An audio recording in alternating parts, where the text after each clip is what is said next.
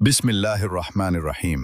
क्या आपने कभी ऐसा वक्त देखा है जब आगे रास्ता बंद हो और पीछे दुश्मन खड़ा हो? आज हम सुनाने जा रहे हैं एक ऐसा वाकया जहां नामुमकिन भी मुमकिन बन गया। हज़रत मूसा अलैहिस्सलाम अल्लाह के अजीम नबी थे, जिन्हें फ़िरौन के जुल्म से बनी इसराइल को निजात दिलाने के लिए भेजा गया। फ़िरौन बहुत जालिम था। वो बनी इसराइल पर सख्त जुल्म करता था। हिजरत का हुक्म। अल्लाह ने हज़रत मूसा अलैहिस्सलाम को हुक्म दिया कि अपनी कौम को लेकर रात के वक्त मिस्र से निकल जाएं।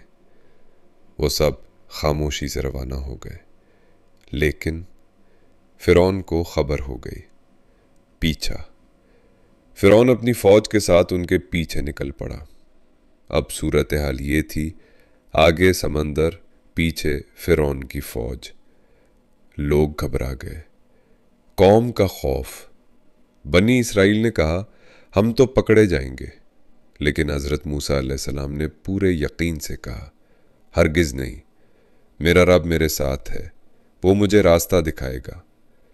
समंदर का मौजज़ा। अल्लाह ने हुक्म दिया, अपना असा समंदर पर मारो।